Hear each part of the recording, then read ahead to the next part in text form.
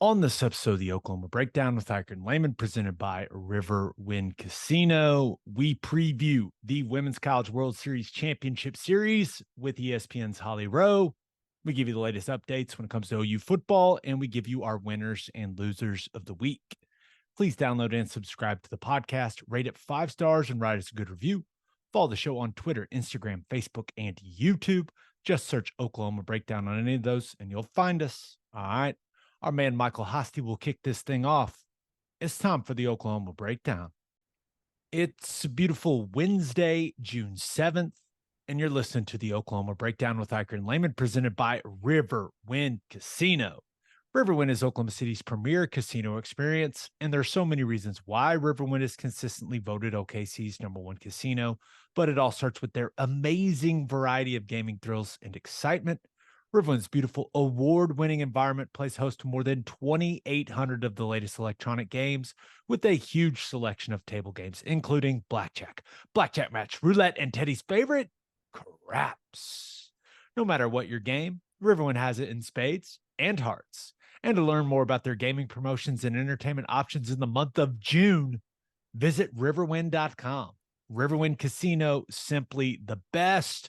Now, we're actually recording this on Tuesday night, right? Because we want to get it out. We've got a very fun Women's College World Series Championship preview with ESPN's Holly Rowe. So we changed the recording schedule for softball. That's where we're at in our dedication to the Sooners right now, Ted. You got to do it. It's the biggest thing going right now. I think people love talking about it, love hearing about it. So yeah, when you're playing in a championship, you slide the schedule around. No doubt. Yeah. Flex scheduling. Flex scheduling for the Natty. That's right. There's no doubt about it. So let's start there. Let's start with football guys talking softball. I was there, man. It was tense. There was pressure in the air. It was also hot. Once again, not acclimated to the heat. I made a horrible mistake. Wore a cotton t-shirt. Oh, it was a terrible mistake. I was soaked, dude. It was a horrible decision. But OU beat Stanford 4-2 in 9 innings to make the Women's College World Series Championship Series. Ted, it wasn't easy, but they found a way to win, and it's 51 in a row, man. Been dramatic, right? That Stanford team is tough with the young freshmen in the circle. Tough to generate runs, but yeah, man, it was drama filled, extended innings. I think at one point I was like, okay, I think this is just going to go on for a really long time, but able to get the win. More clutch hitting for the Sooners. Again, like outstanding defense, backing up their pitching. All it takes typically is it's just a waiting game to see who's going to make the first mistake. And hint, it's never Oklahoma. So I thought it was just another really exciting game, and they showed their dominance once again. Yeah, and kind of some fireworks early, right? The first inning for Stanford, and then the Sooners answering back, including that Jada Coleman home run, and then a good old-fashioned pitcher's duel for a while, man. It was settled in there, and it was, dude, I'm telling you, that girl for Stanford is legit. Yeah, and it was fun to watch in person. Right now, I'm an offensive guy, and that applies to softball as well. I want to see me some runs scored. I'm not gonna lie, but being there in person and seeing Kennedy and Ball, especially when Jordy Ball came in late, right? What was that, the 6th? Mm-hmm. And it was them the rest of the way. It was just so much fun watching those two command the circle in the intensity, the celebrations. Like, I was all about it, man. Like, there was so much emotion from both of those women in the circle, and they were bringing heat. It was really, really fun to watch. Normally not a pitcher's duel guy, but it was really entertaining to watch those women do what they do. And man, I'm really glad the Sooners came out on the good end of it, because I I don't think we took my son. I don't think he was going to make it through the second game. I think we were going to have a full meltdown, man. So I was very, very happy when Tiare Jennings did what she did. Well, yeah. And there's lightning right after the game ended, right? So Yeah. who knows whenever that one would have been able to get underway. So yeah, man, I thought it was awesome. Tons of emotion. You're right. Whenever you've got a tight game, base runs are very difficult to come by.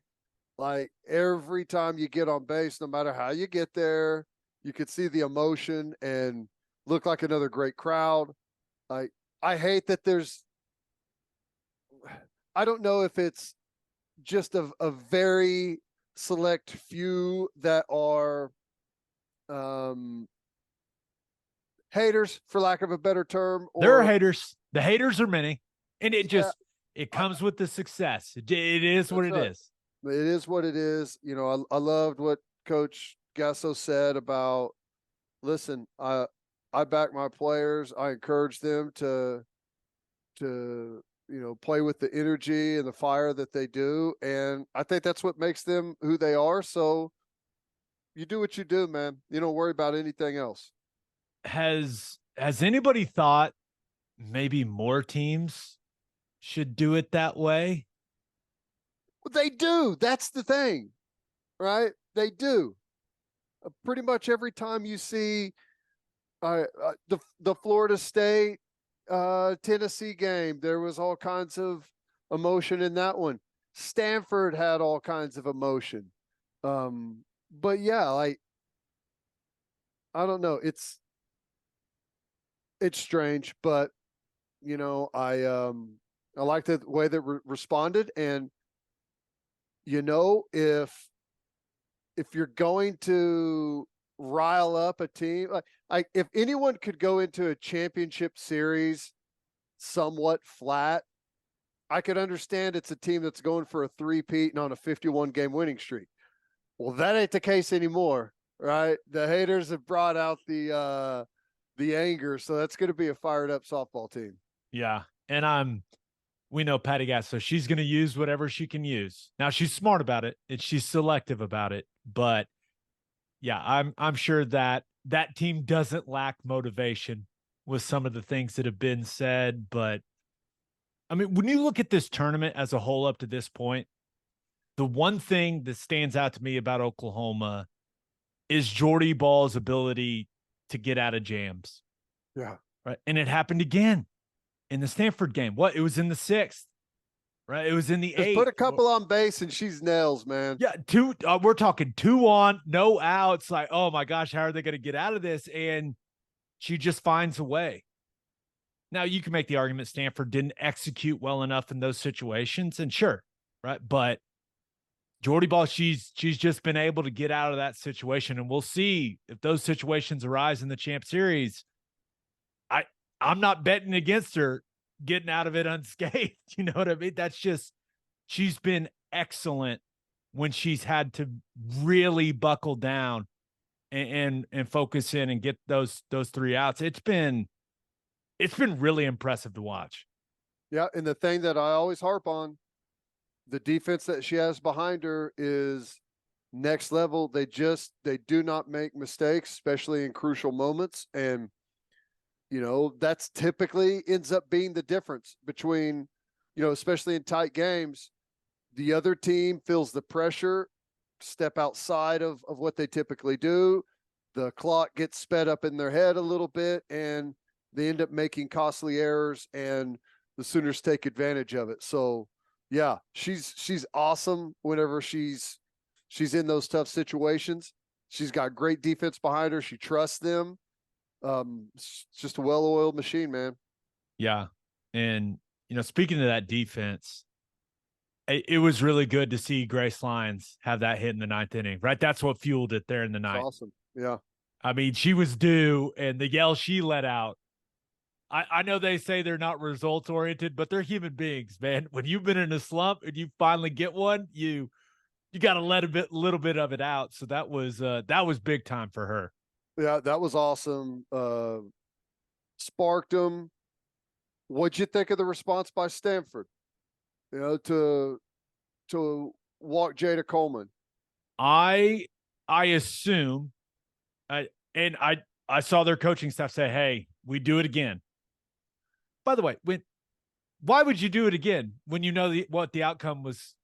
Like if you could go back in time, no, you would do it differently because you know if you were going to do what you were going to do, T.R. Jennings was going to win the game with the double. Like you wouldn't do the same thing. I hate when people say that. If you knew the result, you do it differently. I mean, come on, let's just use common sense. Well, I was convinced, like, because here's the weird thing. You walk Jada Coleman to pitch to T.R. Jennings. Like, there's a difference between those two, but it's like 1A and 1B. Yeah. I thought for sure they were going to walk T.R. Jennings too. That's what I was saying in the stands. Yeah. And I understand if you walk them both, right? Then yes, if you walk the batter at the plate or run scores, you hit the batter, run scores. Like there's some more risk in taking that approach. But with how good Kennedy had been, I thought they were going to walk them both and pitch to Erickson. Yeah, that's what I thought. I don't even think they needed to intentionally walk Jada Coleman. I was pretty surprised. Rise balls high in the zone because that's what she's been chewing on the whole time. You know, I listen.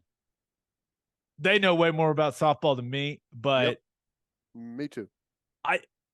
If I'm a coach in that situation, I know what the percentages say, but it goes back to what Patty told us when we interviewed her before the postseason started. Sometimes you just got to use your gut. Right. And if I'm in that situation, Kennedy, who had just been dominant, right? She's a complete stud. I walk up to her and I frame something like, hey, you want to pitch to her or do you want to walk her? And of course she's going to say, I want to pitch to her. And then that just gets the juices going even more. Mm-hmm. And then you turn her, you say, well, then let's pitch to her then. And you walk away. Yeah. If that was me, now, that's how I would handle it, but I'm not a head softball coach. So maybe I say that and the numbers tell you definitely walk in that situation. You get the force at second and first. I get it, but I don't know, man. I wouldn't have walked her. I would have let my stud. I would have gone down swinging with my best player. Yeah. Like you can pitch to her but still walk her. Right. Like see how the first two pitches go. That's kind of how I'm sitting here. I'm like, they haven't been able to lay off that rise ball high in the zone at all. Just keep throwing it to them. If you throw 4 straight, or you throw even 8 straight, you go right at same thing with T.R. Jennings. So be it. But hey, the results are what they are. You know, it still had to come down to TRA, which had not been great against Kennedy either, right? No, so it's no not like right. So she still came up. I don't want to take anything away from her. Like totally, I mean, beautiful hit, right center, got all of it. It was just awesome to see it unfold. I wonder if Stanford's coaching staff, because you have your analytics, right? What do the percentages say? You can look at the head-to-head, all these things. You've got all that data. How do you factor in knowing that it's her birthday? Or did you know that it's her birthday? Because I don't care what anyone says. That's bad scouting. You got to know that, man, because that changes the math. I don't care what you say.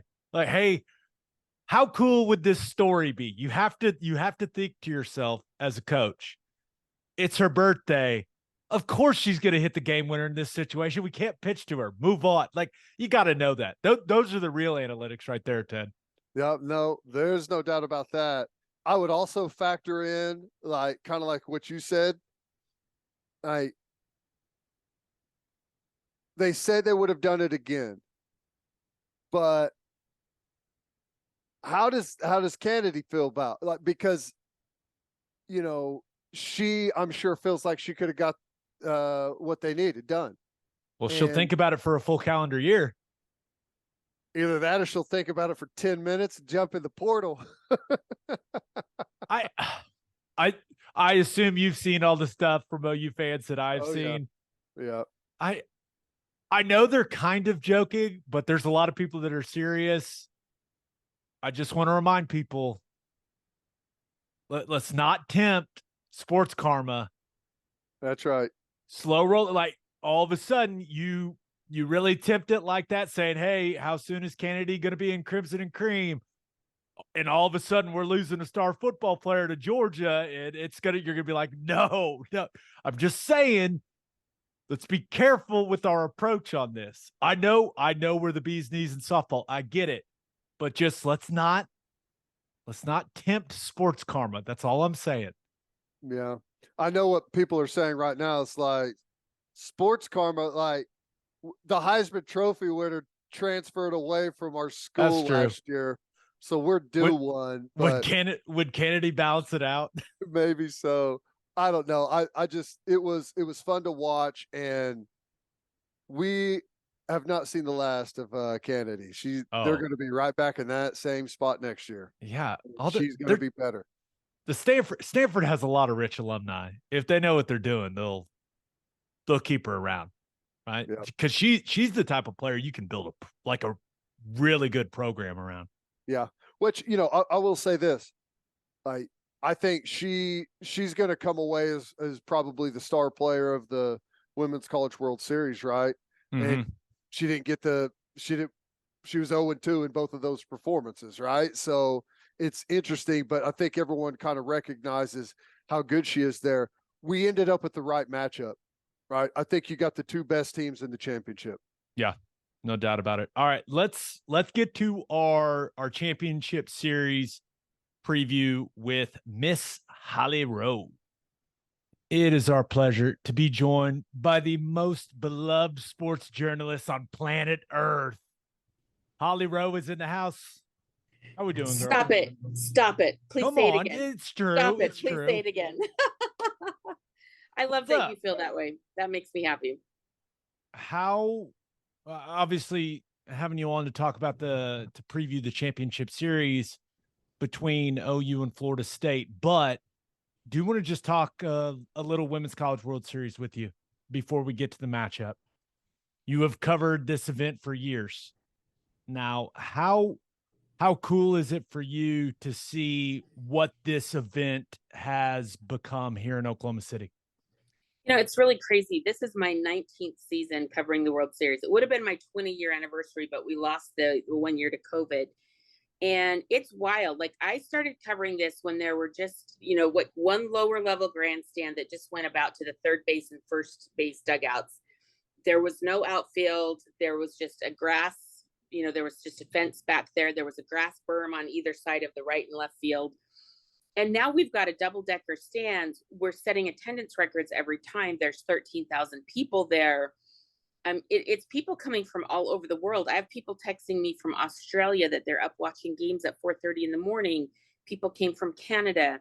So I just think it's really taken over the sports world. Softball was already a really big sport with, how do you say it? Like the layman, the recreational, like I know so many people that play in recreational softball leagues.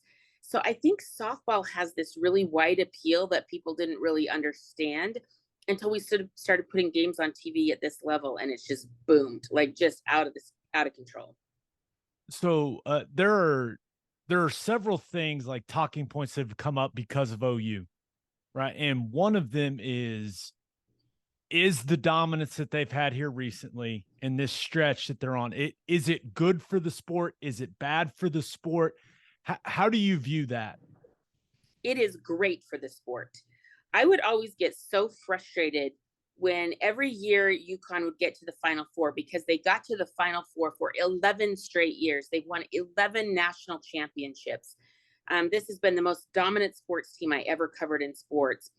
And every year, some male writer would say, this is bad for women's basketball. And those of us who are in the sport lives it and breathes it. I would say it was the opposite, because it was setting a standard that people were trying to chase. And at the beginning, people thought it was impossible. And then people kept trying and kept getting better. And now you see programs all around the country that are bigger, better, good enough. And that's all because they've been chasing UConn. You could say that women's basketball is in better health with more teams, more talent, more depth, more stars than it's ever been. And I will say UConn gets a lot of credit for that. So Oklahoma, listen, they're in an unusual place because they have kind of been this loved team, this scrappy team. Everybody loves Patty Gasso. She's an ambassador of the sport.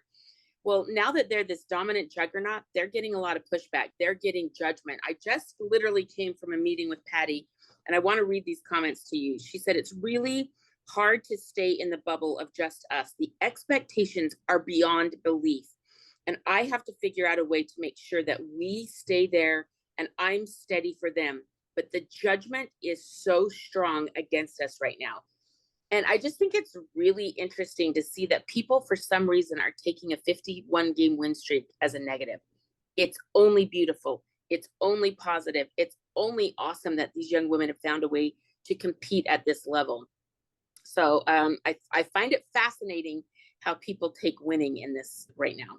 Yeah, it's kind of similar to conversations we've had about Alabama football, you and I, in the past. And one of the main reasons you look at the Women's College World Series being in Oklahoma City, Oklahoma's excellence in this run that they're on, people like to say, hey, it's the home field advantage that's playing a huge role. Like, how important do you think that is to Oklahoma's success on the biggest stage in the sport? I do think it's important. So I actually can understand and see people's anxiety and concern about Oklahoma getting too much of a home field advantage. And here's why. They're driving back to Norman and sleeping in their own beds some nights. They are driving back to Norman and using their own practice facility and their own technology. And no other team here is getting to do that. I think that is not fair. But the crowds, it wasn't always for Oklahoma softball. I've been here and done games where there weren't that many Oklahoma fans in the stands. Patty Gasso has built this. People are coming to watch OU because of what she's built. So I can understand that, if you're Florida State, you have one tiny little section because it's hard to get here from Tallahassee. That could be frustrating. But this is the community that invested in women's softball. This is the community that decided to build this big stadium to accommodate the growth. And so this is where it is. And until other communities would want to step up and bid on this and put in the resources, then this is where it is. And that's just how it's going to be. Yeah. You know me and my love for Oklahoma City, right? I don't hide that, but you hate to hear the haters on it, right? I just get annoyed when people, especially softball people, when they say, oh, you need to move it. You need to move it somewhere else. And they never offer where it should be moved, who's investing. Like, my hometown has spent an incredible amount of money and time and invested in the sport. And these people want to move it just because OU's too good. That is frustrating to me. Yeah, I totally get both sides of this conversation because yes, there's an advantage when it's, out of the 13,000, there's probably 8 of them that are cheering for Oklahoma. I get that. And if you're an opponent, that doesn't feel good. But they built this and it had to get like this. If you picked this up and moved it to, let's make an argument for California. Are they going to get 13,000 people every night? I don't know. We haven't seen them do that. Are we going to pick this up and move it to Florida? We can't play in Florida at this time of year. It's too hot. Are they going to pick it up and move it to Atlanta? I don't know. Why would you just move it for the sake of moving it? I don't think that's right. But, I love it. I love it. It's a great conversation to have. And it's because we've built this. This has been built over years and years and years. And it's only gotten crazy like this really since the stadium expanded in the last 6 years. So thank goodness Oklahoma's been good and got the money and that this community was invested and wanted to spend money on bringing more people here. It's great for the economy, but they stepped up and did it. So they shouldn't be punished. Yep. I completely agree. Thank you. Thank you thank you for making me feel good, Holly. Okay. Patty Gasso, you cover all kinds of sports. Where does she kind of stack up for you when it comes to the best coaches you've been around and you've covered? Yeah, I mean, I've had the privilege. I'm one of these lucky people that I have been around Joe Paterno, Nick Saban, you know, all some of the greats. Lavelle Edwards at BYU was one of my great coaches. Bobby Bowden at Florida State, Gina Oriema, Pat Summitt, Tara Vanderveer, like the greatest of greatest coaches that we have ever seen in our lifetime. I've been really lucky to cover and get to know them intimately and personally. And Patty is as good as all of those people. And it's because she has this unique competitive mindset. I've played cards with her in her house, and she wants to kick my you know what. We have thrown down in some vicious Uno games in her living room. I am currently the champion. I did win the last time I played Uno with the Gasso family. But like everything she does is competitive. And that's how I am. And so I speak her language. I admire it. I see it. And the other thing I really love is she set a standard with Oklahoma softball, program building. You have to set this standard and then keep hitting your own standard year after year. And she calls it a championship mindset. This is a woman who routinely would kick all Americans out of practice, kick people out of the practice if they weren't meeting the Oklahoma softball standard. And I think that piece is really hard, is to build a culture, build a program, and set a standard, and then keep meeting it year after year. We're seeing Georgia start to figure that out right now in football, and Kirby Smart to start to figure out how do you repeat and push that standard. It's really hard. And I'm seeing Patty Gasso do it, and I'm just in awe of her. She's really fantastic. Okay. I agree. By the way, I definitely agree.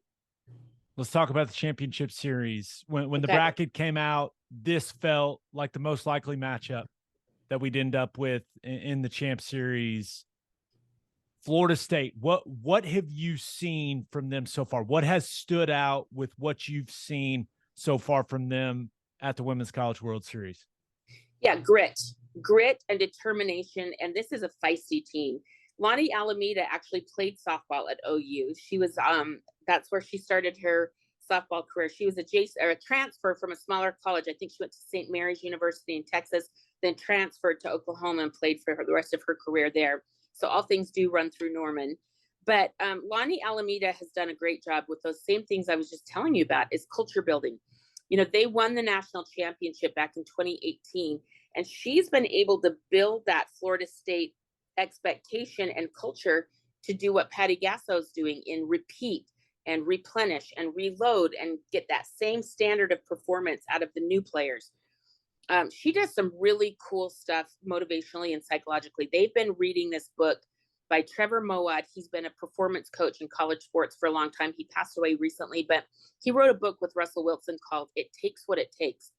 And it's something like the everyday guide to gaining control of your life by neutral living.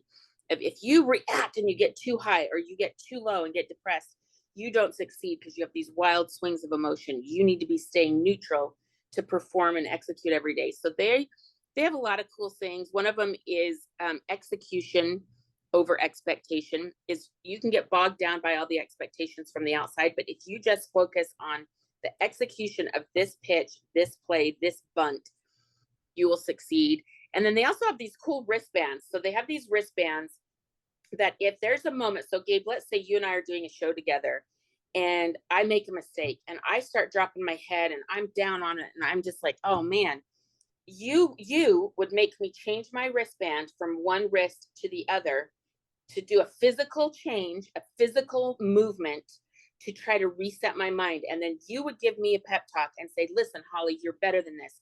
You're a better researcher than this. Get your facts straight. Get this together. And you would pull me out of my failure. And it's a physical way to reset failure with these wristbands. And so you'll see all the kids on the field tomorrow with these wristbands on. And they just have some really cool culture pieces that I think will resonate with fans because it makes them this gritty, feisty, resilient team on the field.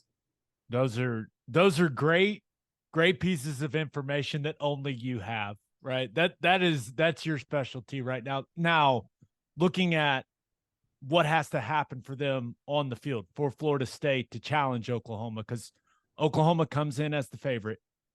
Just how good does Catherine Sandercock have to be? Yeah, the thing that's interesting, so Catherine Sandercock's been their ace. She told us today a story that I wonder if OU fans remember. They were 6 outs away from winning the championship in 2021. They had one game won. They were 6 outs away, and then an error led to a Jocelyn Allo home run, and the rest is history.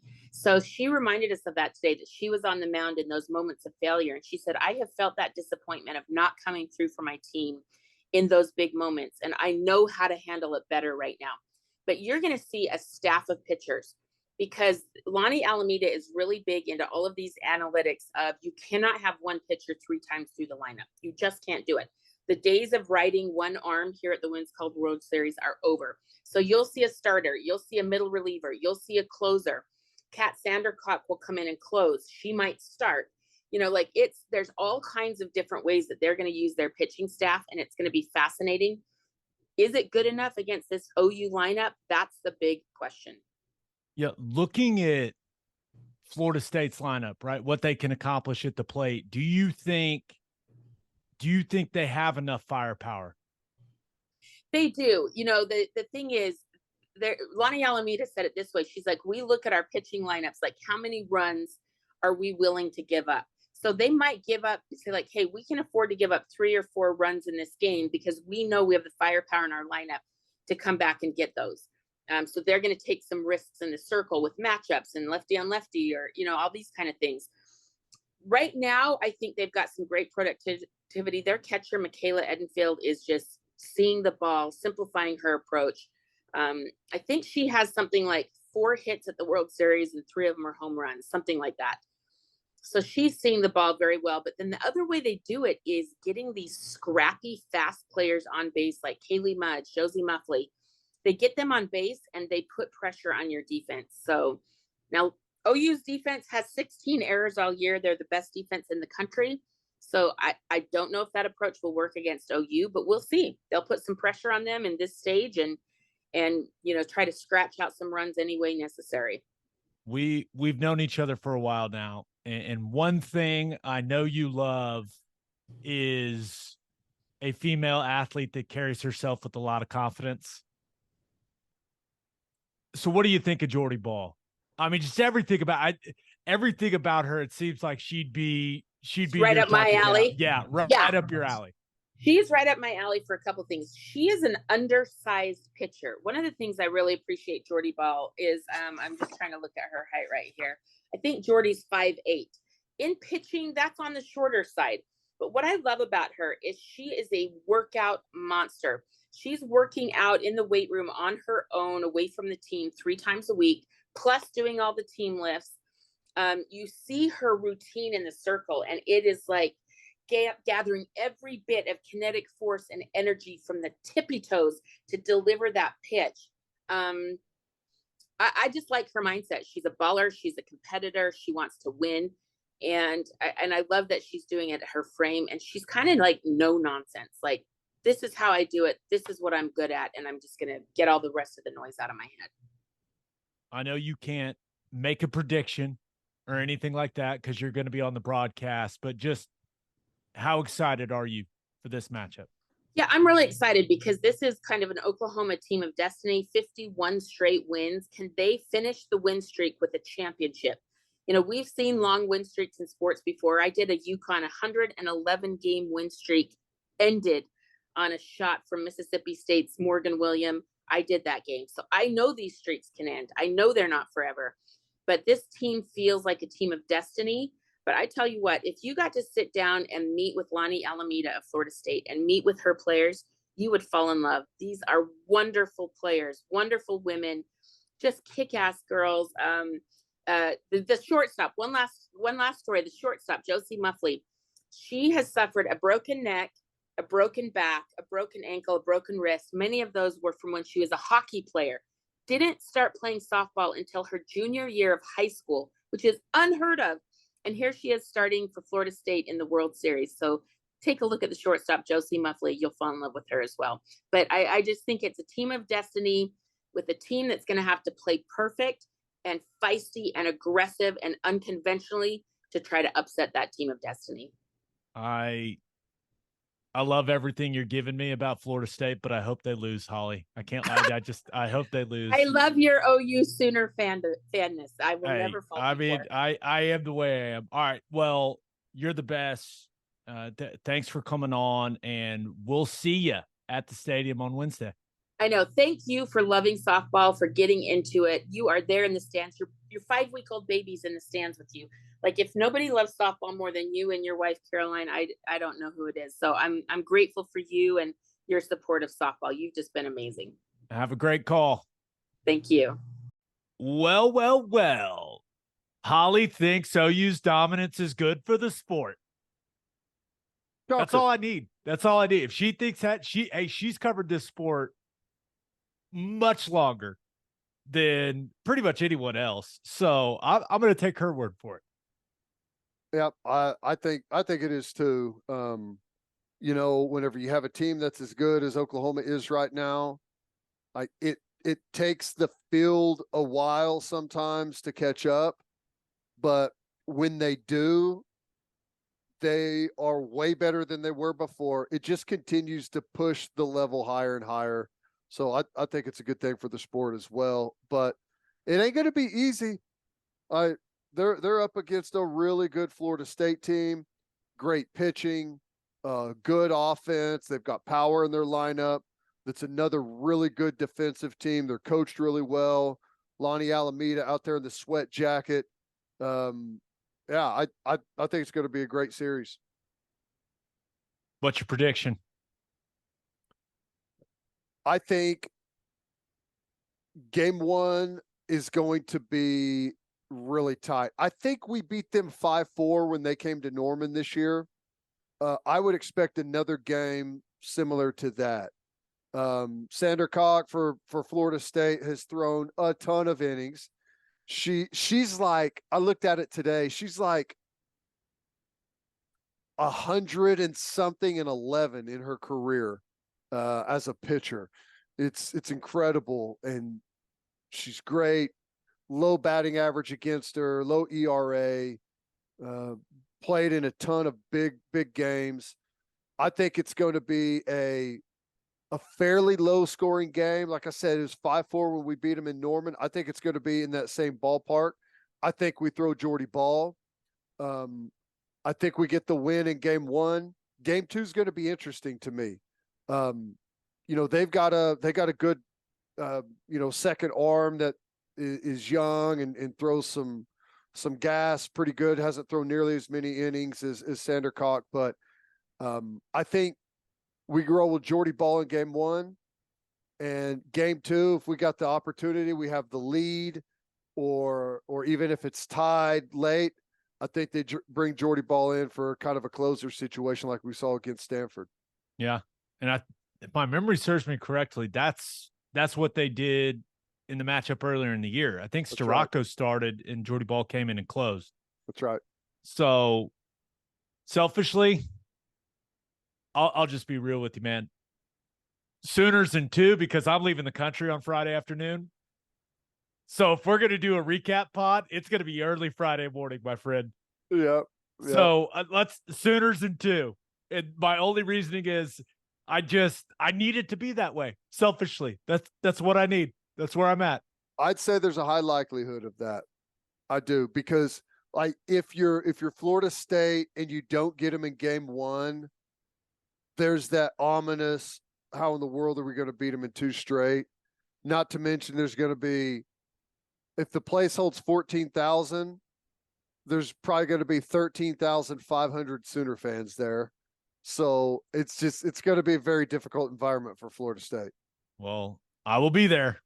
So I will be cheering extra hard because I need Sooners in 2. Nice. It's what we need. All right, let's talk some OU football. But first, Love's Travel Stops is now offering a nationwide 10-cent per gallon discount on gas and auto diesel.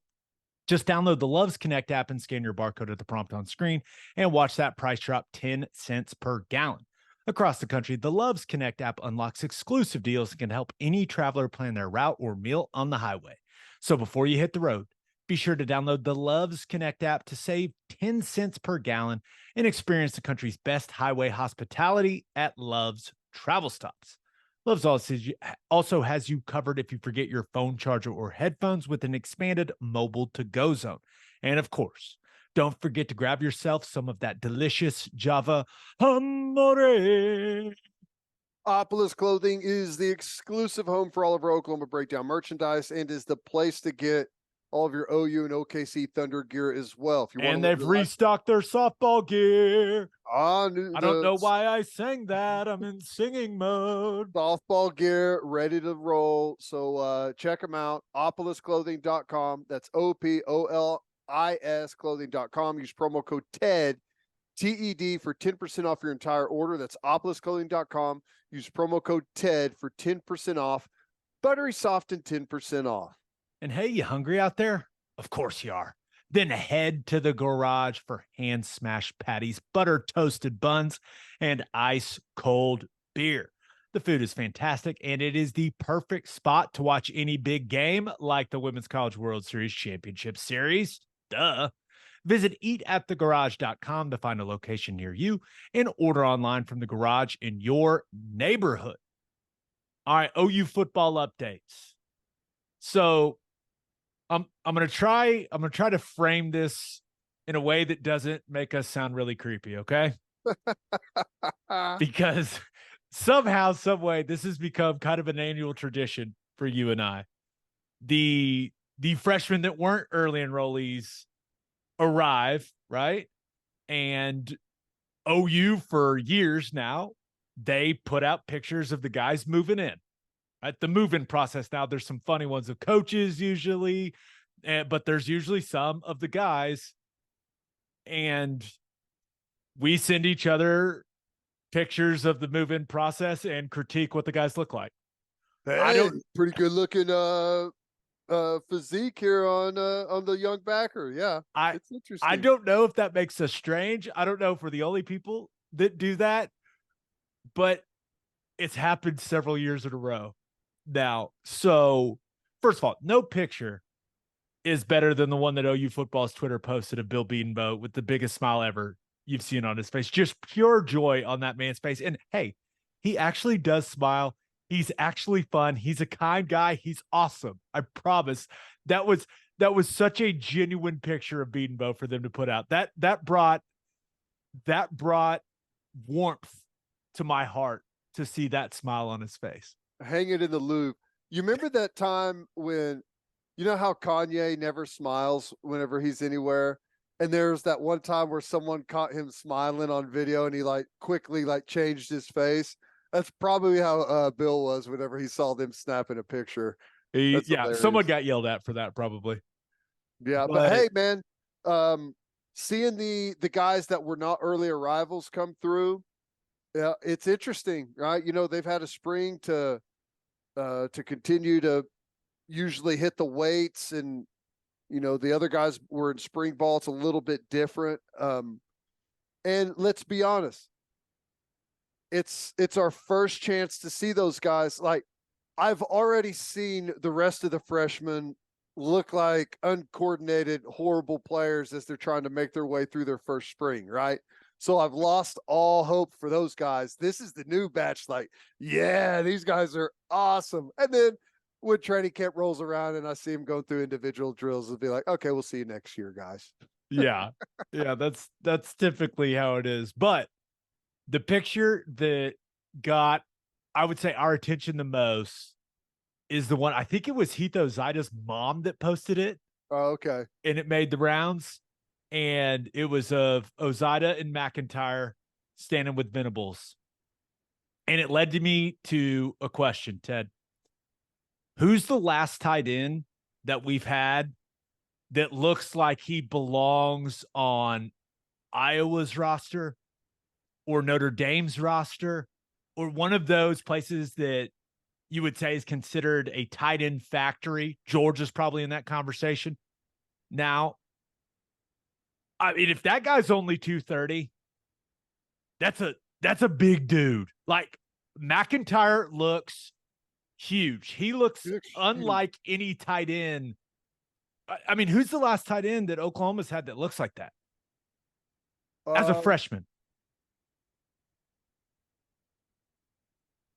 I don't even know. Maybe his coach, Joe John Finley, big old 6'6" dude coming in, but I don't even think he wasn't that thick at that age. That's what happens when you live in a weight room, right? Isn't that what the McIntyre family does? I don't know if they actually physically live in it, Ted, but they spend a lot of time in there. That's for damn sure. No, he looks great. I think I said to you, it's like some future offensive tackle vibes there from Cade McIntyre. Yeah, you said that, and I talked you down because I just don't think we're used to. We just haven't had a tight end with that body type. Yeah. In quite some time. And you could bring up Mark Andrews or Stogner when he initially came in. They didn't look like that dude. I mean, remember, Mark Andrews looked just like a jumbo wide receiver. Yep. This guy looks like he's already been he looks like he's already been in college a couple of years just with the way that he's put together. Or maybe it's just the one picture. Hell, I don't know. Maybe it is, but he looks like he's got like a heavy bone structure too, like the frame. He just looks like an old school giant tight end. That's what he looks like. He looks like a guy that's capable of playing tight end in the National Football League, like a do everything type of tight end. Like he should be at Notre Dame or Wisconsin or Michigan, one of these, but he's at Oklahoma, and I'm real excited about it. I hope he's really good. I do too. If he goes out there and looks super athletic, he's going to be a great defensive end for us. It's going to be awesome. Oh, no. Don't do that. No. Why would you do that to me? Well, I think depth at tight end right now would suggest that he's got a home. Yeah. You got to point to some of the salaries that these tight ends are making in the NFL and be like, hey, come on, man. Well, especially he could be 250 in no time, man. I'm not sure he's not already. That's a good point. I don't know when that 230 number was listed. If that's like a something that's happened lately. I got the 230 number from a clip of him running the 60 meter. And I can't remember if it was his football coach or his track coach. He tagged Joe John in it, and they said he was 230. Huh. And that was his track weight. Nice. So, yeah, maybe he is 240 already right now. Yeah, I don't know. Well, he looks like a guy that's going to size is not going to be an issue. And let's face it, like in the NFL, that's really a position that separates a lot of really good teams, right? Right. And you don't have to look very far to see the team that won a national championship last year, what they got at tight end, right? So I feel like, especially if Bowers has another big year, like that's going to kind of be the new trend in college football. And I know that teams, that's not necessarily a new thing, but I think it's an important, if you can work a tight end into your offense and kind of feed them and have some success there, I think that could take you a long way. Yeah, and it's been a while, and we'll see. I'm not trying to put too much pressure on Cade McIntyre. Like, the guy just got there. Yeah. But a dynamic playmaker at tight end that can also block. I mean, Braden Willis was a good player, right? But I wouldn't say as a pass catcher he was a dynamic player. Mark Andrews is the last serious threat at the tight end position that Oklahoma has had as a pass catcher. Yep. And they didn't ask him to block a lot. And now he's a very, very solid blocker because he's turned himself into one in the National Football League. But, man, you just see McIntyre's frame, and my mind just starts going on just a way you can use a guy that's built like that. And it can be such a weapon in an offense. Yeah. And he's like a lot of times you get, there's like when you get to that size, there becomes almost like like a goofy nature almost to the way that guys move.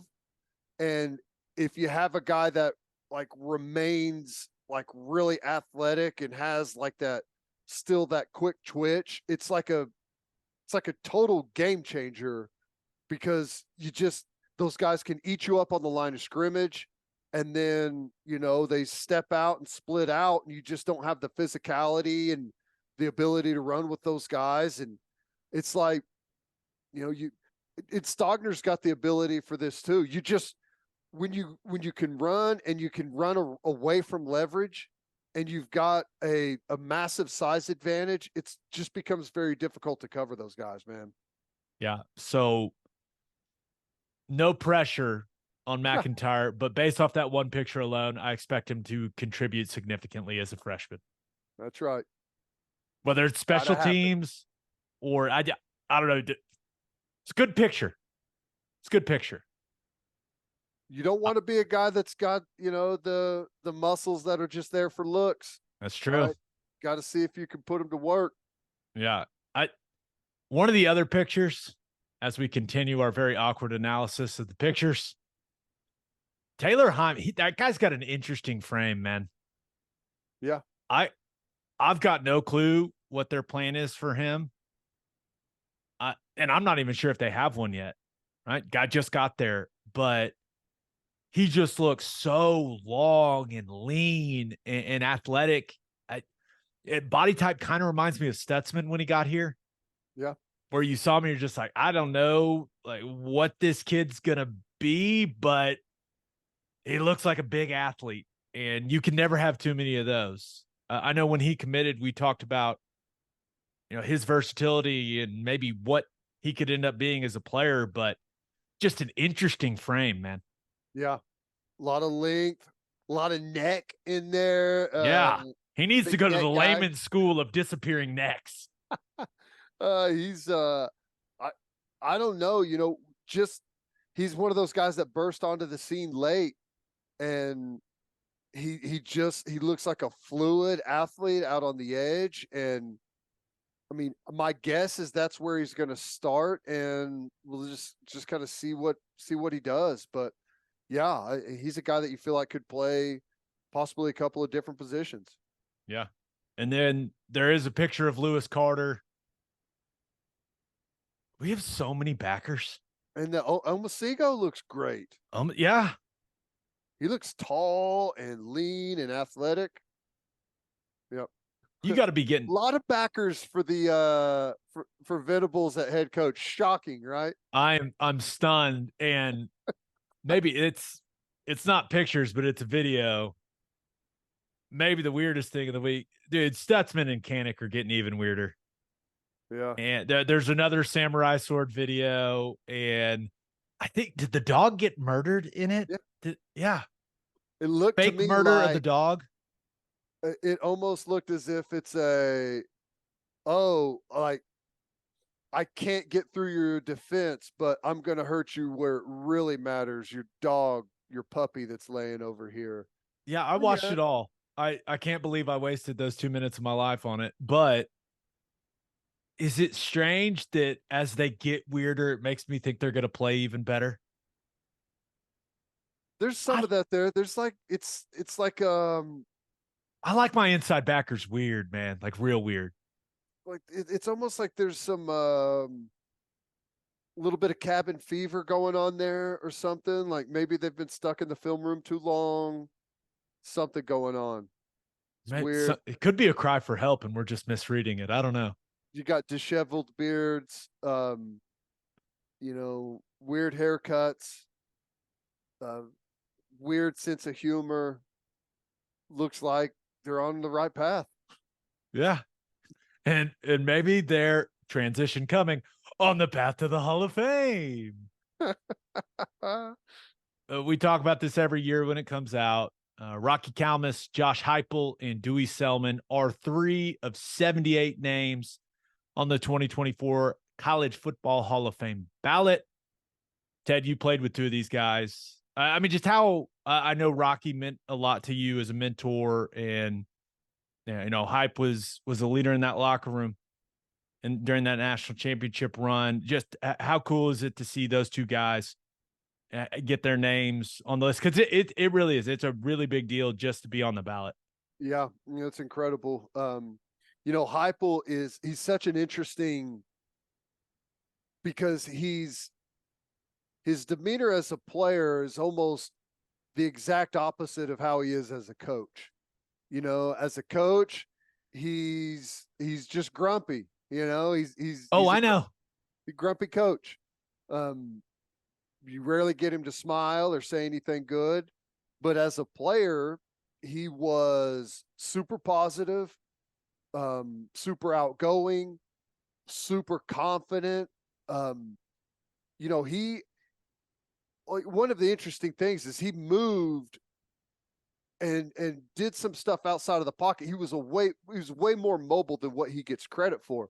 I'm not suggesting the guy's Kyler Murray, but was way more mobile than people gave him credit for. Just had, everyone understands that he wasn't a big arm guy. Like he didn't have just incredible arm talent, but what he did have was incredible timing with the arm strength that he did have, and it just made for a beautiful deep ball, through like real high deep balls, let guys run under it, accurate. If he doesn't transfer in, I don't know what happens at Oklahoma. I mean, Leach ID'd him up there at Snow Junior College. Like, this is exactly who he wants, and came in at the time, broke all the records, and the rest is history. Had a really nice claim to the Heisman Trophy, but he ended up taking home the one that matters. He's your last national championship winning quarterback at Oklahoma. Crazy. Yeah. And I do think that his success that he's having at Tennessee, as a head coach, it shouldn't matter, but it does. Has to. It does. It adds to his case. So maybe it takes a couple more years of him winning there in Knoxville. But that's why I'm rooting for Tennessee, because if they keep winning, now obviously I'm not going to root for them when they're playing Oklahoma, but if they keep winning, I think his case for the Hall of Fame gets stronger. Yeah. Whether that's right or right, it's supposed to be about what you were as a player, right? But we all know notoriety, man. It's more than that. Notoriety, name is going to be fresh for a lot of people, and the year he had last year is going to carry over. And he walked into a sleeping giant there at Tennessee, and it's kind of the same thing whenever he walked into Oklahoma, with where that program was at the time whenever he's playing quarterback. So he's going to be in for sure, and deservedly so. Rocky Calmus, we can talk about the Butt Kiss Award, right? He's still got the school record for tackles for loss. But is there anything cooler for an inside backer than being voted the toughest player in college football by Sporting News? Why don't we still give that award? But that has to be the pinnacle of playing inside backer.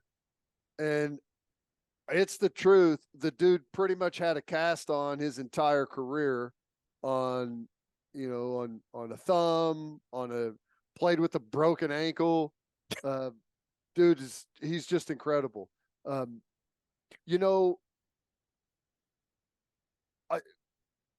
lot of times, like for me, obviously Coach Venables was a massive influence on me as a player, me as a person,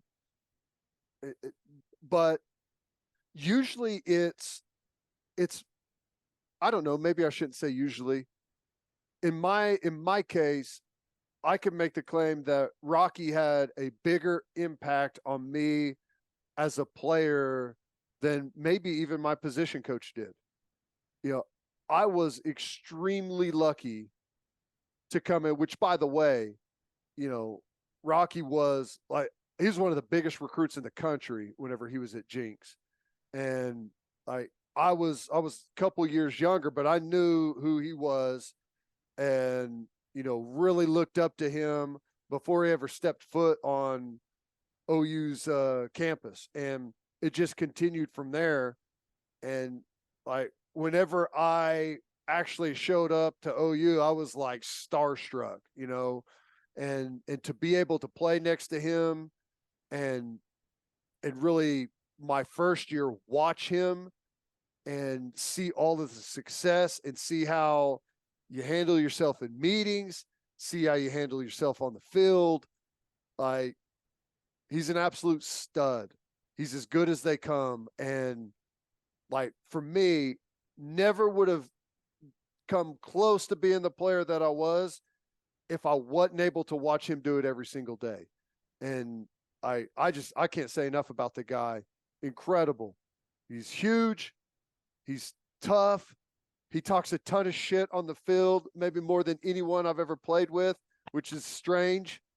Saw him fight someone at the top of the hill at the duck pond in summer workouts for not getting their hand in to break it down after the run. He's a football player, man. That's as good as they come right there. Yeah. It'll be interesting to see if he gets in eventually. I don't know how much better of a resume you can have as an inside backer. Yeah, it's coming.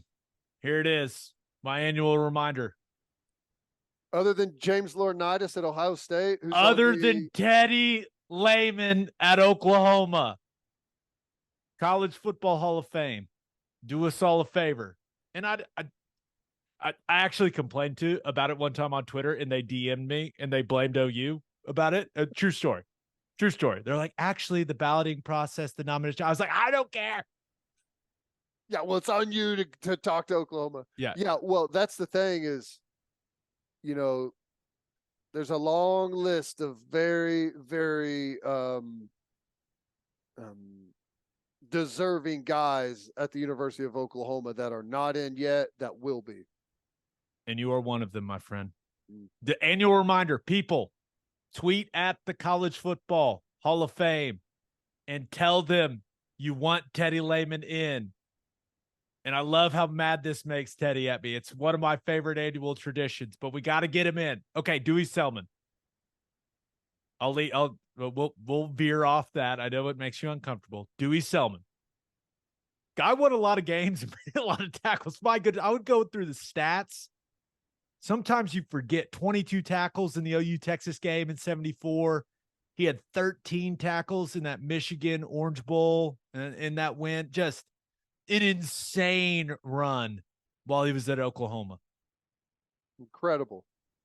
What 43-2-1 was his record whenever he was at OU. Here's the crazy thing. Lost to Kansas and Colorado. That is crazy. You're right. Yeah. 4-0 against Texas. Never lost to Nebraska. Tied that USC. That was the tide. USC is the number one team in the country, I believe, that year. Just incredible. All right, here's the thing. How do you skip over a Selmon on a ballot and not check that box? Right. That's a fair point. What, 4 straight Big 8 titles? Yep. 4 straight Big 8 titles, back-to-back national titles. Does it work against him that both of his brothers were awesome players? Or does it help him? Are you telling me like perhaps there's some Selmon fatigue? Is there Selmon fatigue in the Hall of Fame? I don't think so. I think it helps. I think it's like, what the hell are we doing? Yeah, of course Dewey Selmon's in. That's awesome. Yeah, I think is this his first year on the ballot? Do you know? Don't remember us talking about him. Now, I could be wrong. The answer is I don't know. But I don't remember us talking about him the last couple of years. Do you? I don't. So because Roy got in and Roy had been on the ballot. Yeah. I think Dewey gets in. I think, to me, he's like I said, you don't skip past the Selmon. I think he'll get in, and I would say Heupel just because of how relevant the name is right now. Yeah. No, I'm with you. All right, let's get to call your shot. We asked you guys the most significant thing that has happened for OU football in these last couple of days. I like this first one. It comes from Ryan Kenyon, who says, no news. That is the goal for this offseason. No news is good news. That's a great annual reminder. Yeah, I think so.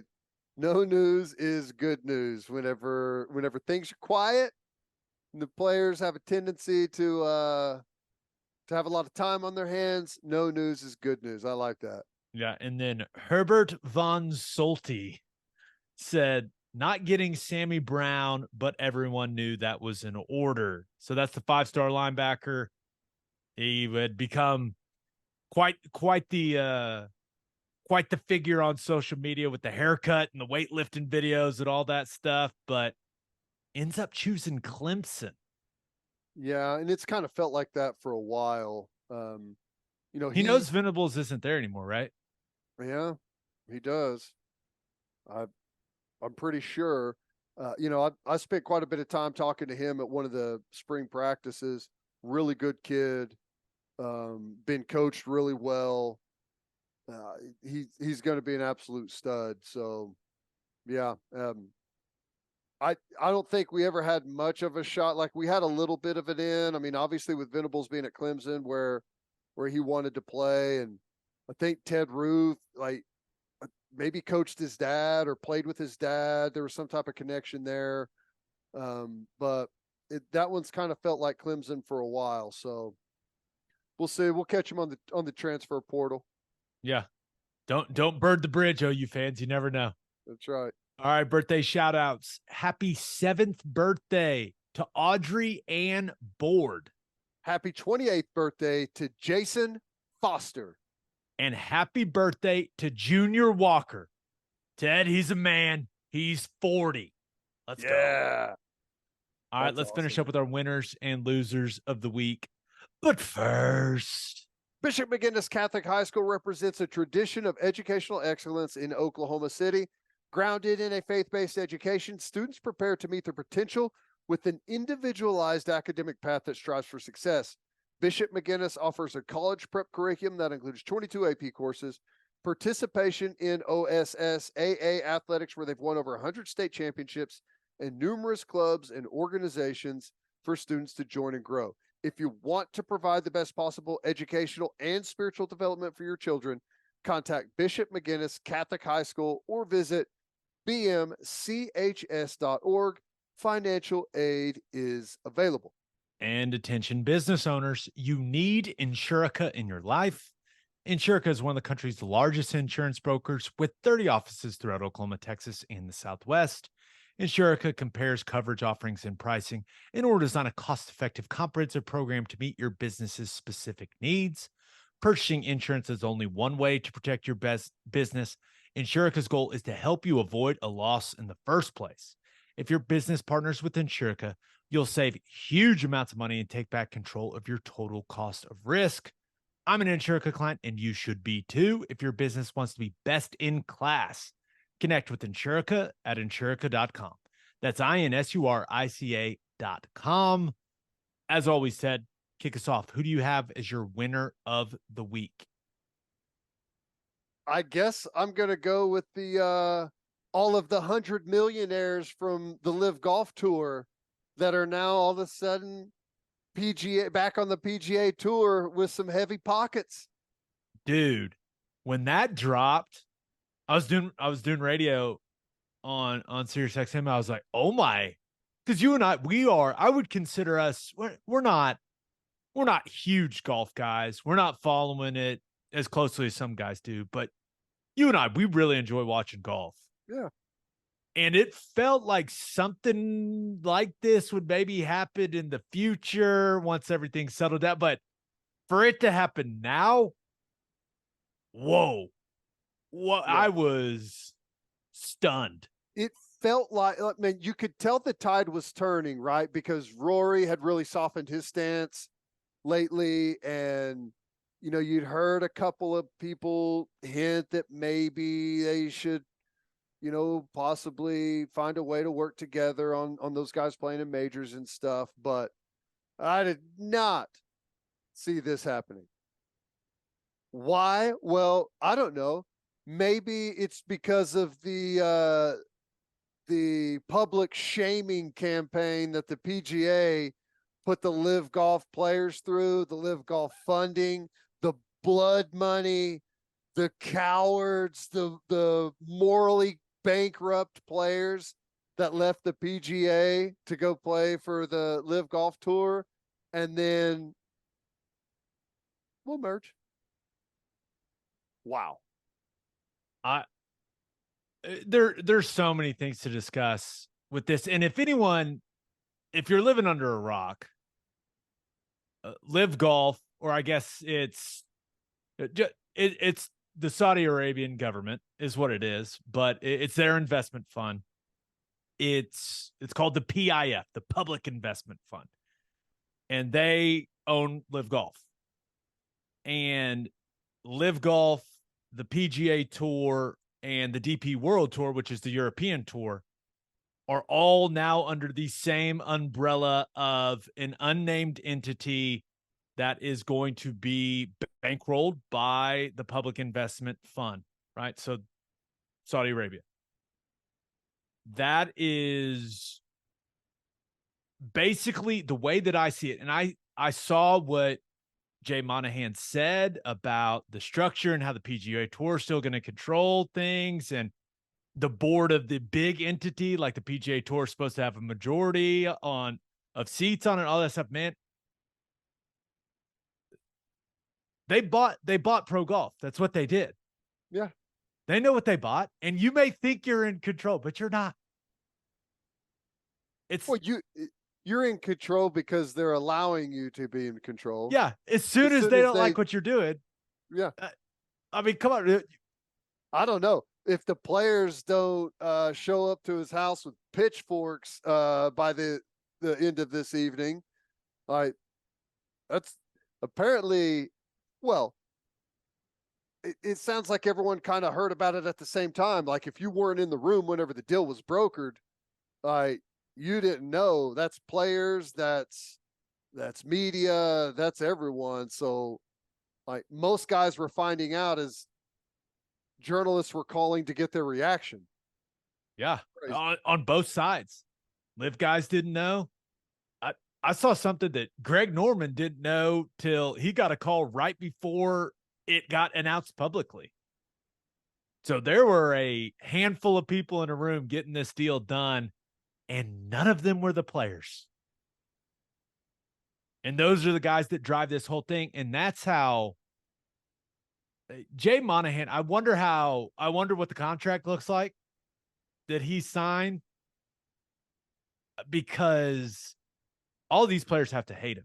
You mentioned how we vilified all the LIV guys, right? Just destroyed them publicly. Remember when we brought up 9/11 and that whole thing in that interview with Jim Nantz? Blood money. Yeah, that's right. I mean, he put that on those LIV Golf guys. I mean, just destroyed them publicly. And on the other side, he told the PGA Tour guys, like, hey, do what's right. Make sure, hey, what's the moral thing to do? Be loyal. The history of the tour and of the game, like, don't take that money. And then, I mean, guys turned down huge amounts of money to stay loyal and do the right thing. And then, a year later, he says, yeah, no, we're all in this together now, guys. Sorry about that. I hate to say it, but Tiger Woods is the biggest loser. They would have gave him $1 billion and he could have played like a handful of LIV events and now be right back where he was sitting originally.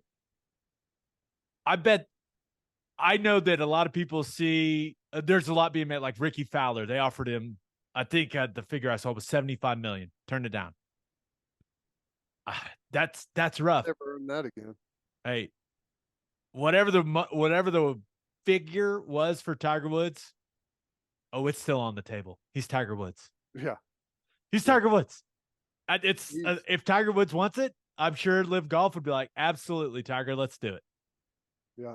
And here's the thing, like, I saw some of this out there that, well, LIV was really struggling, and the PGA, They weren't struggling in Tulsa. What? They're not struggling.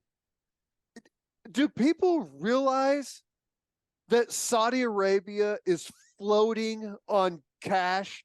Like, you probably can't even put a number to what that public investment fund is worth. The number probably doesn't even exist. And it will keep coming forever. Like, there is no stop to it. They can throw away billions of dollars and never even notice. I cannot wait for more details to come out about how this thing came together. I know. I mean, because there were all the lawsuits, right? There was all the litigation with this partnership. I guess it's technically not a merger. I don't even know what you call it, but I don't either. It's honestly, it's a takeover. Is what it is. But all of those go away. All the litigation goes away, right? Yeah. And somehow the PGA Tour keeps its tax-exempt status in the process, which that's what I want to know is what the DOJ was looking at all that, right? Because that was part of, when LIV Golf was suing them for the antitrust stuff and all like that became a piece of it. I want to know what they found. And I want to know how big of a piece did that play in the PGA Tour going, okay, we're doing this deal. Let's go. We got to move. You know what I mean? Mm-hmm. Yeah. I don't know. I don't think anyone knows anything right now. That's the crazy thing. And details, I'm sure, are going to trickle out. The players are going to drag Monahan up in front of the group and tell them what's going on. He's not going to survive this, is he? There's no way. The only way he survives it, and remember, he did this without talking to any of the players who are what drive the tour. Unless he's got something in place, which I've got a feeling he does. I bet you he has something signed with the Saudis. Like, hey, if I do this, I'm going to be the most hated dude ever. I need certain assurances. I need some blood money. I need, all that money you wanted to give the guys that I told them not to take. I want all of it. That's probably what he did. That's crazy. How that guy who all the players they're going to hate him for one reason or another. How that guy is supposed to be in charge of growing and leading professional golf into this new frontier. I don't know how that works. It can't work, right? Like, there's no way. I don't know how any of it works anyways. Yeah, what's it going to look like? I don't know what it looks like beforehand. How can the PGA Tour be a tax-exempt nonprofit? It's anything but. This is not a, you know what I'm saying? I don't even have the basis of knowledge of how things were before. I can't grasp that, so I dang sure can't grasp it now. This is what I can't grasp. If I've learned anything, and I don't have a normal office job, okay? I don't. But if I've learned anything in life, the people with the money make the rules, right? Mm-hmm. Those with the gold make the rules. It's been a saying for a very long time. And you're trying to tell me that there's going to be this umbrella over the three tours, right? LIV, PGA, and then the DP World Tour. And you're telling me that the PGA Tour is just going to get to do what it wants.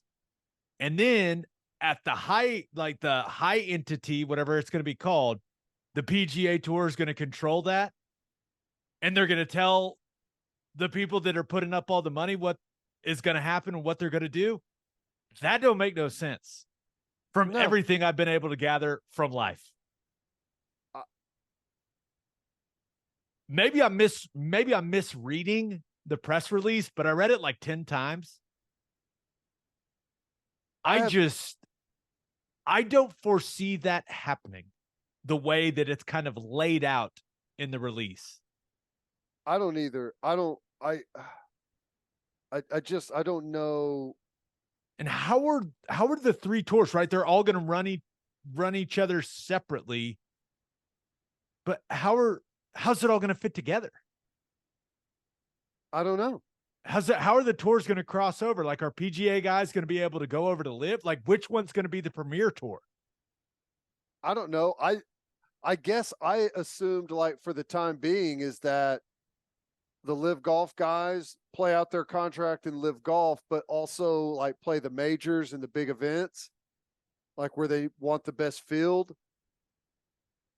But I don't know. Maybe LIV Golf has an invitational where some PGA guys are invited. I don't know. I know this. I think they'll probably have like the ranking, like, because that's been the point of contention. Like, somehow the rankings and point system is probably going to merge for the majors, I guess. I don't know. If you just look at it in its simplest form, it was probably a good day for golf and golf fans.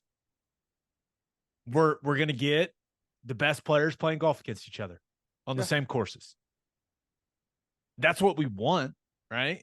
So my question is, when it comes to, one of the things in the release, like, hey, this promote and grow the game of golf. Well, what's that look like? Because if you take the 50 best players in the world and you put them on one tour and you travel them across the world, all these different places, and new people get exposed to golf, is that best for golf? I don't know. I think some of the things that LIV Golf does is really good. I guess we really find out who really won this deal by whether or not PGA players are going to be able to wear shorts, right? Is that how we tell who the real winner is? Like, if they can wear shorts out there on the PGA Tour like the LIV Golf guys can. I don't know. Like, honestly, I think that the more interesting the competition is, the better. And that doesn't always necessarily mean like the best player, like the best courses, the best format. I think there's some things that LIV Golf does that I think would translate really well to the PGA Tour. That I think a lot of like the traditional people, because of the rift that was falsely created by the PGA, I think a lot of people turned their nose up at some of the things that LIV Golf were doing, but we already saw that they're changing some of their events to do it the same way, right? Yeah. That took about 15 minutes. They said in the release that the team golf is going to be an emphasis moving forward. I love the team aspect of it. I think that's really cool. Yeah. And, in LIV Golf, like it hasn't had a chance to really take off because they haven't, they just don't have the TV deal and everything and the way it was split. But I think the team aspect could really take off with the PGA. Yeah. All right. Was that your winner and loser?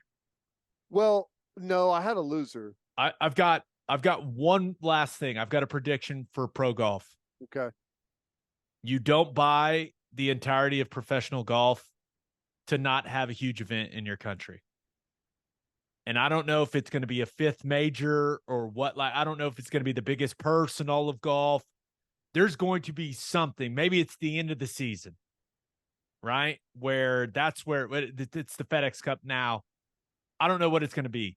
There will be something massive in Saudi Arabia, something very significant in the sport of golf, because they just bought the damn sport. You don't buy it and then not put something massive and important in your country. You just don't. That doesn't make any sense. It's coming. I just don't know what it's going to look like. It's going to be an event played on floating pallets of cash in the ocean, whatever, $1 billion to the winner. Who cares? Yeah.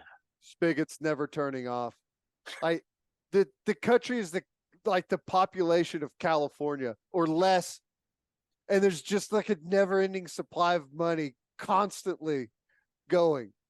They couldn't even spend it fast enough if they tried. It's everywhere. Phil Mickelson went through hell, it seemed like, for a stretch there. But I'm going to give the guy his credit. He made a ton of money in the process. And he changed the sport. Now we'll see what that change ends up looking like. But Phil, I mean, he did it. He said he was going to do it, and he did it. Yeah, and I could tell, friend of the show, Taylor Gooch, was really eaten up by the whole thing, just drink in hand on the beach, by the pool. What happened? What's going on out there, guys? I didn't notice anything different today. Awesome. I think a lot of those LIV Golf guys were feeling pretty smart about the decision they made today. Oh my gosh. Free money. And there were some guys that were real sad. I know. Can you imagine how many guys had like 20, 50, 75, 100 plus $1 million? What do you think Rory's offer was? Approximately $1 gajillion. I don't know. Yeah. Incredible. 500, 250 at the least, probably. You'd need a pry bar to get my hands off of the neck of Jay Monahan right now if I was Rory McIlroy. Oh my God. They made him the moral compass. They charted him out there week after week after week. I mean, he was the messenger. And then I don't even think they told him. And no, they didn't. And it's like they forced a bunch of friends into really bad situations with one another, right? I mean, I know not all of those guys are just buddy, but a lot of them had good relationships, and because of pressure from the top, were forced to really sever those ties. Brutal. But at least we're going to get everybody in the Ryder Cup now. Thank God. Yeah. That's no longer an issue, right? Everyone's good. We're good. I want to see Ian Poulter's pants. Phil better be there. Everyone's available for the Ryder Cup, right? It's all in the same umbrella. Same umbrella. Everyone is going to be there. The LIV Golf guys are just going to get there via the Flying Fortress or the Flying Nightclub or whatever the hell that thing is that they ride around in, And Hideki Matsuyama is going to be on Spirit Airlines. Did you see that picture? Oh, no. Gosh. He was flying Spirit Airlines, Ted. Dang. Brutal. Yeah. All right. You said you had a loser. That was a lot of golf. Yeah. Quick. The Rangers, Jacob deGrom, out, UCL surgery. No big deal. Signed a 5-year, $185 million contract and not going to be able to pitch for at least 12 months. Only got a handful of innings out of him. I don't think he's pitched since late April, and going to be out for 12 months. The Rangers have been doing fine without him. Second best record in baseball right now, but that sucks whenever you make a big free agent signing like that. You're going to get a guy that's, he's already had some injury issues the last couple of years. You pile this on there. He's going to be, 2 years older into that contract, man. Sucks for the Rangers. Too bad they don't have a never-ending supply of cash like Saudi Arabia does. Or maybe they do. I don't know. Hey, good reminder, pro athletes, take the money. Cash in. Cash in when you can. If we've learned anything over the last 24 hours, cash in when you can, morals be damned. I'm kidding, kind of. But, man, it does. I want to know which guy, other than Tiger, I want to know which guy, like the money that would have meant the most to that turned it down and what the sum was. You know what I mean? That'll come out pretty quickly, I bet. bet. The PGA Tour guys. That's what I want to know. I bet a lot of guys are going to be like, let me just tell you what I turned down. They should. I hope they all put it out there. Yeah. Make it right. Yeah. We'll see how they make it right. They're not going to. All the money's going to Jay Monahan and for running the new entity, apparently. It's like we had a fund of several $100 million to make it right, and Jay Monahan took it. Like that's he took the he was going to be the guy that dispersed it, and he dispersed it to himself. Never be seen again. All right, let's get to my winner and loser. But first, John Vance Auto Group has been serving Oklahomans for 40 years. Family owned and operated. They got 9 full service dealerships in Woodward, Miami, and Guthrie. No matter what your vehicle needs are, John Vance Auto Group has you covered. Carry domestic brands such as Ford, Lincoln, Chevy, Buick, GMC, Chrysler, Dodge Ram, Jeep, and Wagoneer. John Vance Auto Group's goal is to give unequaled service and to exceed customers' expectations in every way, which is why they have their lifetime loyalty program. Here's how it works. Buy a new or used car from them. Then all you have to do is get all the manufacturer recommended maintenance done at the Vance dealership. And if something goes wrong, the components of your engine, transmission, drive, axle, or transfer unit, they will cover the repair costs. Great deal. You can browse their entire inventory or find the John Vance dealership near you at vanceautogroup.com. And First Fidelity Bank is a full-service financial institution based in Oklahoma with tailored solutions for all your personal and business needs. Checking accounts, saving accounts, home loans, and much more. They do it all. Whether it's online banking from your computer or mobile banking from your phone, everything is stress-free with FFB. Making mobile deposits, paying bills online, and moving money to different accounts could not be easier. Ladies and gentlemen, make your life easier and go bank with First Fidelity Bank. Visit ffb.com for more information. All right, for my winner of the week, Olympics in Oklahoma City. Did you see this, Ted? Ooh, I did not. Okay, so the International Canoe Federation. Yes, that is a real thing known as the ICF. Yes, the International Canoe Federation released a report, and it said Oklahoma City has a very good chance to host at least 6 events for the 2028 Summer Olympics. So you look at 2028 Olympics, Los Angeles is the host city, but I guess it would cost an estimated $100 million for them to build temporary facilities that would be satisfactory for the canoe slalom events. And according to this report, Oklahoma City and Charlotte have the facilities. They have them in place to host these events. So all that stuff that we've built along the Oklahoma River, I guess it's the perfect place to host all this stuff.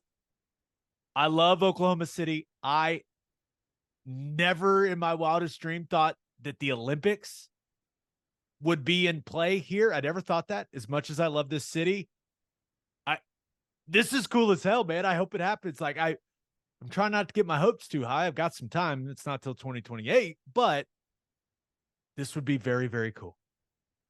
No, it's interesting. Sounds like what you're telling me is there's things to do in Oklahoma City that you can't do in LA. Those are the words of the International Canoe Federation. Fascinating.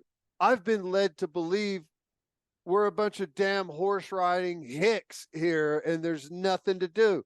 But I guess we've got an Olympic canoeing facility.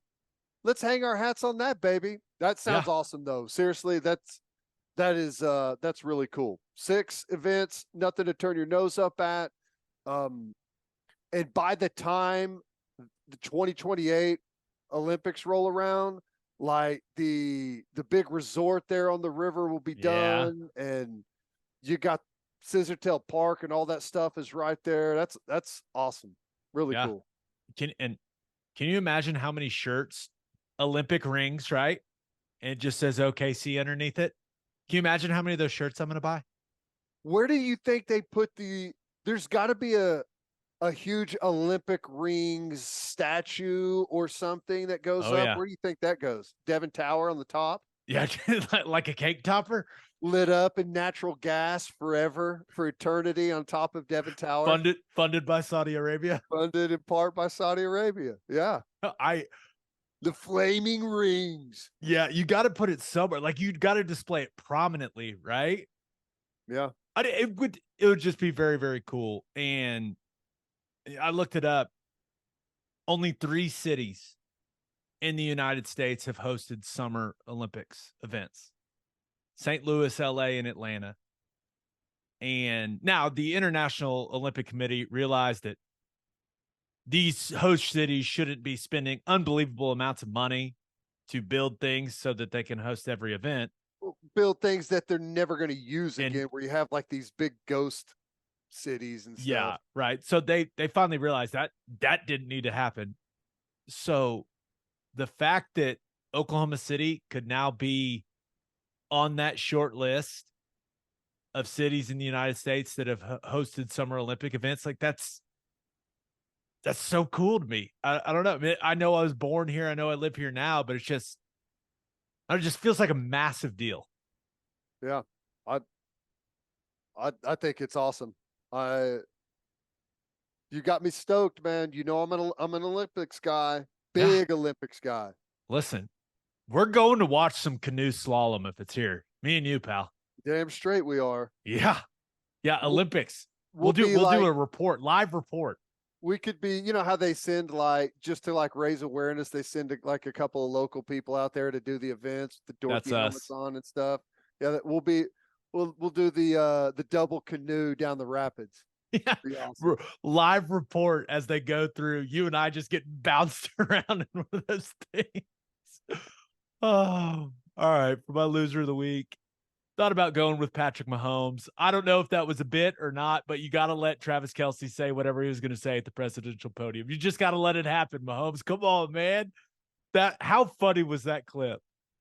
He's like the younger brother or I don't know, drunk uncle or someone that you've always got to keep your eye on, right? Always. Yeah. That was hilarious. Yeah, but loser of the week, Florida Panthers. Ooh. Got smacked in game 2 of the Stanley Cup final, 7-2. They are now down 0-2 to the Vegas Golden Knights, and Vegas jumped all over them, 4-0. I don't know a ton about hockey, but things just seem a little too easy for Vegas, right? It maybe things drastically change now that the series is headed to Florida, but Vegas just looks bigger. They look way faster. They just look better. They're getting all kinds of clean looks. I mean, Aiden Hill has been fantastic in the net for him. It's just Bobrovsky looks like he's having a terrible time in the net for the Panthers. Dude is under assault. He's under siege by pucks, it seems like, the entire game. It's just I'm afraid we're getting a bit of a dud of a Stanley Cup final, Ted. It's unfortunate. You know, part of me feels bad. The other part of me can't stop laughing my ass off that Canadians are the ones that really like hockey. And when's the last time, like in the 90s, is the last time a Canadian team won the Stanley Cup? Yeah. Vegas, it's like, throw a new team out in Las Vegas. What's the worst that could happen? And they've been amazing ever since. There's no hockey fans in Vegas, and they get a team like the Vegas Knights going to be hoisting the Stanley Cup. That is not what fandom is about. But it does make me feel bad for the Canadians that live and die on the sport. The 1993 Montreal Canadiens, the last Stanley Cup final winner, based in Canada. But the hockey crazed town of Las Vegas is about to have a Stanley Cup.